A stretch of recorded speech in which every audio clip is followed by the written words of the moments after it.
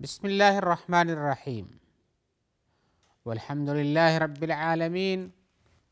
والصلاة والسلام علی سید المرسلین وعلی آلہ وصحبہ اجمعین، اما بعد۔ محترم ناظرین کرام، احکام دین کا پروگرام لے کر حاضر ہوں جس میں آپ کے سوالات ہیں اور ہماری جانب سے کتاب و سنت کی روشنی میں ان کے جواب ہیں۔ تو آئیے ہم آپ کے سوالوں کو پیش کرتے ہوئے ان کے جواب جیسا کہ ہم نے وعدہ کیا کتاب و سنت کی روشنی میں ویسے ہی دینے کی کوشش کرتے ہیں۔ آج کا پہلا سوال ہے، ہمارے بھائی پوچھ رہے ہیں کہ وہ کون سے افضل اعمال ہیں جو ہمارے مردوں تک پہنچتے ہیں، یعنی کون سے ہم وہ افضل اعمال کر دیں کہ وہ ہمارے مردوں تک پہنچیں، اور کیا وہ مردے ہمارے ان اعمال کے بعد ان کو محسوس بھی کرتے ہیں کہ ہاں فلاں صاحب نے فلاں کسی نے بھی ہماری طرف ہمارے لیے اس کام کو کیا جس کا ثواب ہم کو پہنچا۔ اور ساتھ میں ایک سوال اور بھی ہے ان کا، وہ کہتے ہیں کہ کیا ہم جب اس طرح سے ان کی جانب سے کوئی نیک عمل کر دیتے ہیں اور اس کا ثواب ان کو مل جاتا ہے تو ہمارے لیے ان کو خواب میں دیکھنا آسان اور ممکن ہو جاتا ہے، یعنی کیا یہ صدقہ و خیرات دیکھنے کا سبب بن جاتا ہے؟ ہم جواب میں بتائیں گے کہ افضل اعمال جن کو آپ پوچھ رہے ہیں جو مردوں تک پہنچتے ہیں، یعنی ان کا ثواب پہنچتا ہے، سب سے عظیم ترین چیز اس میں دعا ہے۔ دعا ہے، دعا کرنے والا چاہے وہ جو اس کے بارے میں دعا کرا ان کی اولاد میں سے ہو یا کوئی دوسرا ہو، لڑکا ہو لڑکی ہو، مذکر مؤنث کے کچھ فرق نہیں ہے، اس لیے کہ رسول اللہ صلی اللہ علیہ وسلم نے فرمایا اذا مات الانسان انقطع عنہ عملہ الا من ثلاثۃ، جب انسان مر جاتا ہے تو اس کے اعمال بند ہو جاتے ہیں لیکن تین اعمال بند نہیں ہوتے، یعنی ان کا ثواب اس کو ملتا رہتا ہے۔ کیا ہے؟ الا من صدقۃ جاریہ، صدقہ جاریہ یعنی وہ صدقہ جو اس نے اپنی زندگی میں کیا ہو یا اس کی طرف سے کوئی کرتا ہو صدقہ جاریہ بھی جس کا ثواب ملتا ہے۔ صدقہ جاریہ کیا چیز ہے؟ صدقہ جاریہ وہ عمل ہے جس کا ثواب لوگوں کو پہنچتا رہتا ہے اور وہ چیز ایک ہی بار دینے کے بعد بند نہیں ہو جاتی بلکہ اس کا ثواب ملتا رہتا ہے۔ مثال کے طور پر کہیں پانی کا نل لگوا دیا ہے، ٹھنڈا پانی پینے کا راستہ کی جگہ بنا دیا ہے، یا اسی طرح سے کہیں کنویں کھدوا دیا ہے، نل لگوانے بجائے کنواں کھدوا دیا ہے، اور اسی طرح سے کسی کے پڑھائی میں مدد کیا ہے، اس کی پڑھائی مکمل ہو گئی ہے، یا کتابیں خرید کر دیا ہے، اس قسم کے وہ کام جو کہ سماجی ہوتے ہیں اور عام لوگوں کے لیے ہوتے ہیں یا کسی خاص کے لیے ہوتے ہیں لیکن اس کے سبب سے فائدہ برابر پہنچتا رہتا ہے، تو برابر فائدہ پہنچنے کا مطلب یہ کام جاری ہے، اس کام کا نفع جاری ہے، تو اس لیے اس کو صدقہ جاریہ کہتے ہیں۔ تو ایسا کوئی کام نیک کام جس کا ثواب جو برابر نفع دیتا رہتا ہو تو اس کا ثواب بھی اسی طرح سے نفع دیتا رہتا ہے اور نفع ثواب بھی ملتا رہتا ہے، یہاں تک کہ جب وہ کام بند ہو جاتا ہے تو پھر صدقہ جاریہ سے ختم ہو کے وہ چیز بند ہو جاتی ہے۔ تو ایسا کوئی کام ہو جس کا ثواب برابر ملتا رہتا ہے، وہ یہ ہے کہ اس کا نفع بھی جس کام کے لیے دیا کہ وہ جاری رہتا ہو۔ مثال کے طور پر اگر کسی نے مسجد بنا دی ہے یا کوئی مدرسہ کھلوا دیا ہے یا کتابیں دے دی ہیں یا کتابیں لکھ کے دی ہیں، تو وہ کتابیں جب تک باقی ہیں ان سے نفع اٹھایا جاتا رہتا ہے، اس کا ثواب ملتا رہتا ہے۔ مسجد جب تک قائم ہے اس کا ثواب ملتا رہتا ہے، اور اسی طرح سے اور بھی اس قسم کے بہت سارے کام ہو سکتے ہیں عوامی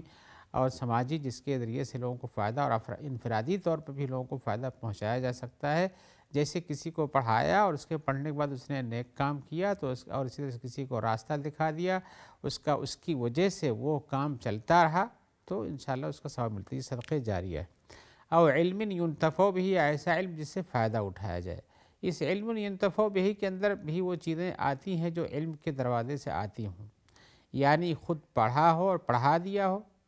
اس کے شاگرد ہوں، یا پڑھا ہو کتابیں لکھ دیا ہو، اس کی کتابیں لوگوں کو فائدہ پہنچاتی رہتی ہوں، یا علم ینتفع کے اندر وہ چیز بھی شامل ہے کہ اس نے علم کی کتابوں کو خرید کر کے لوگوں کو پڑھنے کے لیے دیا ہے اور اس کا نفع شامل ہو، یا کسی کو پڑھا دیا اور اس کو مکلف کر دیا کہ تم اس دینی شریعت کے علم کو لوگوں تک پھیلاؤ اور تاکہ اس سے لوگوں کو نفع پہنچے، اس قسم کے کام ہیں جو علم ان دفعوں کے وہی کے اندر داخل ہوتے ہیں۔ او ولدن صالح یدعو لہ، یا وہ نیک بخت لڑکا یا لڑکی اولاد، یعنی یا نیک بخت اولاد جو اس کے لیے دعا کرتی ہو۔ اب اس اولاد میں نیک بخت پہ اس ڈائریکٹ بچے شامل ہیں یا بچوں کے بچے شامل ہیں، لڑکا ہو یا لڑکی ہو، سب اس میں شمار ہوتے ہیں۔ یہ ان کے لیے دعا کرتے ہیں تو یہ نفع بھی میت کو پہنچتا ہے، لیکن اس میں سب سے افضل اعمال جو سب سے آسان تر ہے وہ دعا کرنا ہے، اور دعا کی بڑی اہمیت ہے، لہذا افضل ترین اعمال میں سے دعا ہی ہے۔ اسی طرح سے یہ میت کو جو ثواب پہنچتے جن کی ہم نے شرح کی ہے، صدقہ جاریہ یا علم ينتفع به، یہ بھی ثواب ملتا رہتا ہے، اور یہ جہاں کی خود وہ کر کے جاتا ہے، دوسرے بھی اس کی طرف سے صدقہ جاریہ کر سکتے ہیں، یا اس کے نام سے جیسے لوگ کتابیں وقف کرتے ہیں یا کسی کو اس کے نام سے پڑھاتے ہیں، فائدہ اس کو پہنچانا چاہتے ہیں۔ اور اسی طرح سے افضل اعمال میں سے یہ بھی ہے کہ آدمی جب مر جائے تو اس کی اولاد جن کے ساتھ وہ مرنے والا صلہ رحمی رکھتا تھا، جن رشتہ داروں کے ساتھ خیر سگالی رکھتا تھا، جن رشتہ داروں کو وہ توجہ دیتا تھا، ان کے اوپر کچھ خرچ بھی کرتا تھا، ان کی دیکھ ریکھ کرتا تھا، اس قسم کے کام جو تھے، تو اس میں سے افضل اعمال میں سے یہ بھی ہے کہ آدمی اس کے جو رشتہ دار تھے جن سے وہ صلہ رحمی کرتا تھا، یہ مرنے والے کے بعد اس کی اولاد بھی اس سے صلہ رحمی کرتے رہیں۔ یہ صلۃ الرحم التی لا توصل الا بہ، تو جو رشتہ دار اسی کے واسطے سے پہنچتے ہیں ان کے تک صلہ رحمی کرتا ہے۔ مثال کے طور پر جیسے لڑکا ہے، اس کی پھوپھی ہے، وہ اس کے باپ کے واسطے سے پہنچتی ہے، یا اس کے دادا ہیں یا دادی ہیں، یا اسی طرح سے اس کے لڑکے کے ماموں کے گھرانے والے ہیں جو اس کے رشتہ داری سے ہی جڑ کے آتے ہیں، ماں کے ساتھ جڑ کے آتے ہیں، لیکن وہ اپنی زندگی میں کرتا تھا۔ اس قسم کے رشتہ داریوں کے ساتھ صلہ رحمی کرتے رہنا خود بھی بعد میں اس کے مرنے کے بعد، یہ بھی نیک اعمال میں سے ہے جو اس کو ملتا رہتا ہے۔ حدیث شریف میں آیا ہوا ہے، ان من ابر البر صلۃ الرجل اہل ود ابیہ بعد ان یولی، بلا شبہ سب سے نیک کاموں میں ایک نیک کام یہ بھی ہے، بر اور طاعت اور فرما برداری جگہ لیجیے، یا کہ اچھا سلوک کرنا اس کے ساتھ، یہ ہے کہ آدمی اپنے باپ کے جن سے وہ محبت رکھتا تھا ان لوگوں سے بھی صلہ رحمی کرے جب کہ اس کا باپ مر چکا ہے۔ یہ بات یاد رکھیں کہ یہاں والد کا تذکرہ ہے، لیکن والدہ بھی اس میں شامل ہیں۔ والدہ کے جو رشتہ دار ہوتے ہیں یا جن سے ان کے تعلقات تھے، جن کو وہ پہنچاتی تھیں، جن کے ساتھ حسن سلوک کرتی تھیں، اپنی مر جانے کے بعد ان کے ساتھ بچوں کا حسن سلوک کرنا، یہ بھی ان کے نیک کاموں میں سے ہے، جو بعد میں جیسے حسن سلوک کا ان کو بھی پہلے سے اپنی زندگی ملتا تھا، لیکن اب ان کے وفات پا جانے کے بعد بچے ان کی طرف سے ان لوگوں کے ساتھ حسن سلوک کرتے ہیں، تو اس کو رسول اللہ صلی اللہ علیہ وسلم نے فرمایا ان من ابر البر ہے۔ یا ابر البر یعنی نیکیوں میں سب سے اطاعت اور فرما برداری میں یہ ہے کہ اس کے ساتھ حسن سلوک جس کو کہہ لیجیے، سب سے اچھا یہ ہے کہ آدمی اپنے والدین کے رشتہ دار جن سے وہ محبت رکھتے تھے ان سے صلہ رحمی کرتا رہے مر جانے کے بعد، یہ بھی فائدہ پہنچتا ہے۔ اور اسی طرح سے ایک تو صدقہ جاریہ ہم نے اس کا تذکرہ کر دیا، لیکن عام صدقات بھی اس باب میں آتے ہیں، یہ بھی ان اعمال میں سے جن کا ثواب مردے کو پہنچتا ہے۔ اور جیسے ہم نے بتایا کہ صدقہ جاریہ سب سے افضل ہے، لیکن اس کے علاوہ بھی وقتی طور پر کوئی بھی صدقہ ان کی طرف سے کرتا ہے، کسی کی ضرورت تھی اس کو پوری کر دیا، اس کی ضرورت پوری ہو گئی، یا کہ کسی خیر کے کام میں ان کے نام سے کچھ دے دیا اور وہ کام پورا ہو گیا، یا نہیں بھی لیکن اس نے پہنچایا،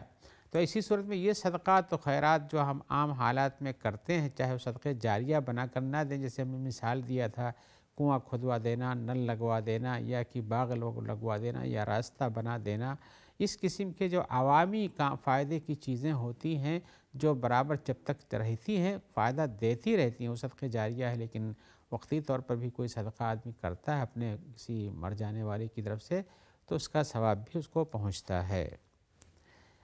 ایک سوال جو آپ کا لاسٹ میں تھا اس میں یہ تھا کہ کیا ایسا ہم کرتے ہیں جب، تو کیا اپنے مردوں کو اپنے خواب میں دیکھ سکتے ہیں؟ کہ ہاں ہم نے دیکھا اور ہم نے صدقہ کیا اس کا ثواب پہنچا، یا ہے کہ ان کو اچھی حالت میں دیکھا، خوش ہیں، ایسا کچھ تو میں بتانا چاہتا ہوں کہ نہیں۔ صدقات دینے کا یا ان کی طرف سے بر و صلہ رحمی کرنے کا مقصود یہ نہیں ہے کہ آپ کو سب نظر آئے گا، اس کے بارے میں کوئی حدیث نہیں ہے کہ آپ کو ایسا کرنے سے ایسا نظر آتا ہے، بلکہ ان کے ثواب ان تک پہنچنے کا تذکرہ ہے، لہذا وہ ثواب پہنچتا ہے۔ لیکن یہ ضروری نہیں کہ آپ کو ایسی کوئی چیز خواب میں نظر آتی ہو، تو نظر آتی ہے، لیکن اس صدقات و خیرات کا تعلق اس سے نہیں ہے کہ اس کے دینے سے آپ کو مردے خواب میں نظر آتے ہیں۔ آئیے ہم صدقات سے متعلق ایک اور حدیث ہے جس کا بھی سوال انہوں نے کیا ہے، وہ پوچھتے ہیں کہ ایک حدیث میں آیا ہوا ہے کہ رسول اللہ صلی اللہ علیہ وسلم فرماتے ہیں، حدیث کا تذکرہ کیا انہوں نے، وہ حدیث ہے ما من یوم تطلع فیہ الشمس الا ملکان ینادیان، کہ کوئی بھی دن ایسا نہیں ہے جس میں سورج طلوع ہوتا ہے، مشرق سے نکلتا ہے، مگر یہ کہ دو فرشتے پکارتے ہیں، اللہم آت منفقا خلفا وآت ممسکا تلفا۔ یہ دونوں فرشتے کیا کرتے ہیں؟ دعا بھی کرتے ہیں اور بددعا بھی کرتے ہیں۔ دعا یہ ہے اللہم آت منفقا خلفا، کہ جو اللہ تعالیٰ جو آدمی خرچ کرتا ہے اس کو تو اس کا بدل عطا فرمایا، یعنی جو خرچہ کرتا ہے اس کے بدلے میں اس کو مزید دے۔ وآت ممسکا تلفا، اور جو روک لیتا ہے، اپنا ہاتھ کھینچ لیتا ہے، اس کے مال کو برباد کر دے۔ ان کا سوال آگے یہ ہے، سوال پوچھتے ہیں کہ کیا روزانہ ہی صدقہ دینا ضروری ہے تاکہ فرشتوں کی دعا، ان دونوں فرشتوں کی دعا جو کرتے ہیں کہ خرچ کرنے والے کو اللہ تعالیٰ بڑھوتری دے اور روکنے والے کو نقصان پہنچا، ان کا کم کر دے، تو کیا فرشتوں کی دعا کے حاصل کرنے کے لیے ہر دن صدقہ کرنا ضروری ہے؟ ایک سوال۔ دوسرا یہ کہتے ہیں کہ کیا یہ صدقہ دینے کی بات جو ہے کہ آدمی جو خرچہ کرتا ہے، اس خرچہ کرنے والے کی یہ حدیث اس سے متعلق جس کے پاس مال ہو، اور جس کے پاس مال ہی نہ ہو تو وہ کیسے اس حدیث کی برکت کو حاصل کر سکتا ہے؟ لہذا اس حدیث کا تعلق کیا صرف مالداروں سے ہے جو خرچہ کر سکتے ہیں؟ اور تیسرا سوال یہ ہے کہ کیا ہم ہر مہینے میں یا ہر 2 مہینے میں جیسے ہمارے پاس کچھ آمدنی ہو جاتی ہے اس میں سے دیا کریں، تاکہ یہ ہے کہ ہم نے جو کمایا اس میں سے خرچ بھی کیا، یا ہے کہ اتنا ضروری نہیں ہے؟ جواب ہم یہ کہیں گے کہ یہ حدیث جس میں یہ آیا ہوا ہے کہ کوئی بھی دن جس میں سورج طلوع ہوتا ہے تو 2 فرشتے دعا کرتے ہیں کہ اللہ تعالیٰ خرچ کرنے والے کو، صحیح راستے میں دینے والے کو اللہ تعالیٰ تو اس کو اس کا بدلہ دے، اس کی بڑھوتری کر، اور جو روک لیتا ہے، بخیلی کرتا ہے، اس کو اللہ تعالیٰ کم کر دے، نقصان کر دے۔ تو یہ حدیث جو ہے یہ عام حدیث ہے، یہ حدیث عام ہے، اور یہ انفاق کا لفظ جو ہے آت منفقا خلفا جو ہے، انفاق فی سبیل اللہ کا لفظ یہ بڑا عام ہوتا ہے، اللہ کے راستے میں خرچ کرنا۔ اللہ کے راستے میں خرچ کرنا مال کا خرچ کرنا بھی ہے، اپنی جاہ و منزلت کا خرچ کرنا بھی ہے، اپنی زبان کا بھی خرچ کرنا ہے کہ آدمی اس سے کسی کی سفارش کر دیتا ہے، اور اسی طرح سے مال کا خرچ کرنا تو بہت واضح ہے، اور اسی طرح سے اپنی عزت و آبرو کو بھی اس کا بدلہ نہ لے، یہ بھی ایک خرچ ہے، یہ بھی ایک خرچ ہے کہ آدمی اپنے جسم جان سے متعلق کوئی آدمی کچھ کہہ دیتا ہے تو اس کے انتقام کی کوشش نہیں کرتا ہے۔ تو یہ انفاق کا لفظ ساری چیزوں کو شامل ہے، یہ صرف اسی کے لیے نہیں ہے جس کے پاس مال ہو، بلا مال کا انسان بھی اس قسم کے فضائل کو حاصل کر سکتا ہے، اللہ کی مغفرت اسے مل سکتی ہے۔ لہذا یہ مالداروں کے ساتھ خاص نہیں ہے، اسی لیے صحابہ کرام رضی اللہ تعالیٰ عنہم، ان میں سے بعض یہ تھے جو مال نہیں پاتے تھے، تو اگر کسی نے ان پر ظلم کر دیا تو اس کو معاف کر دیتے تھے، اور یہ معاف کرنا بھی ایک قسم کا خرچ ہے کہ آدمی اپنے حق کو چھوڑ دیتا ہے، جیسے کسی کا مال حق تھا لے سکتا ہے یا دے سکتا ہے، اس طرح اس کا حق تھا لینے کا تو نہیں لیتا، چھوڑ دیتا، یہ بھی ایک طرح کا دینا ہی ہوا، خرچ کرنا ہوا۔ ایک حدیث میں آیا ہوا ہے جس کو مرسل طریقے سے، یعنی ایک تابعی کی روایت ہے، ابو داؤد میں ہے، کہ عبد الرحمن ابن عجلان کہتے ہیں کہ رسول اللہ صلی اللہ علیہ وسلم فرمایا ہے کہ کیا تم میں کا کوئی آدمی اتنا بھی نہیں کر سکتا کہ ابو زمزم کی طرح سے ہو جائے؟ تو حدیث کی میں ترجمہ کر رہا ہوں، تو لوگوں نے کہا کہ ابو زمزم کون ہے، یہ ابو زمزم کون سے آدمی ہیں؟ تو آپ نے کہا کہ ابو زمزم یہ وہ آدمی ہیں جو تم سے پہلے گزر چکے ہیں، یعنی تمہاری زندگی سے پہلے ان کی وفات ہو چکی، جاہلیت میں تھے۔ جب وہ صبح ہوتی تو کہتے تھے اللہم انی تصدقت برضی علی عبادک، اے اللہ ہم نے اپنے عزت کو صدقہ کر دیا ہے تیرے بندوں پر، یعنی اگر کوئی مجھ کو برا کہہ دیتا ہے، کوئی اتہام لگا دیتا ہے، کوئی گالی دے دیتا ہے تو میں اس سے کچھ انتقام نہیں لوں گا۔ یہ امام ابو داؤد نے اپنی کتاب میں اس کو مرسل طریقے سے روایت کیا ہے۔ یہ ابو زمزم کی حدیث کے بارے میں یہ حدیث صحیح ہے، اسی لیے علامہ ابن حجر عسقلانی نے اس کے بارے میں لکھا کہ ابو ہریرہ کی ایک روایت میں آیا ہوا ہے کہ وہ کہتے ہیں کہ ایک آدمی مسلمانوں میں سے آیا تو اس نے کہا کہ میرے پاس مال نہیں ہے، کہ جب میں مال پاتا تو میں بھی صدقہ کر دیتا، لیکن ہم نے اپنی عزت کو لوگوں کے لیے صدقہ کر دیا ہے اللہ کی خاطر۔ تو مسلمانوں میں سے ہمارے اوپر کوئی بھی کوئی ایسی بات کہتے جس کی ہمیں تکلیف ہو، دکھ پہنچے اور ہمیں اس کا بدلہ ملنا چاہیے، اس لیے کہ اس نے غلطی کی ہے تو میں اس کو معاف کر دیتا ہوں۔ تو اللہ کے رسول صلی اللہ علیہ وسلم نے فرمایا اس کے لیے کہ اس نے اپنے لیے مغفرت کو واجب کرا لیا ہے۔ یہ علامہ ابن حجر کہتے ہیں کہ ہو سکتا ہے ابو زمزم یہی آدمی ہوں جن کے بارے میں اس حدیث میں تذکرہ ہے کہ کوئی تم سے پہلے ایک آدمی تھا۔ اب یہ پہلے تو پرانا بھی ہو سکتا ہے اور ان کی زندگی سے پہلے بھی ہو سکتا ہے جس نے سوال کیا ہے۔ لہذا یہ علبہ ابن زید الانصاری کے ترجمے علامہ ابن حجر نے اس کو ذکر کیا، جس سے بتایا کہ یہ ابو زمزم یہ مسلمانوں کا ایک فرد بھی ہے۔ البتہ اس حدیث میں کیا معنی مراد ہے، جیسے آپ نے کہا کہ کیا اس سے مراد یہ ہے کہ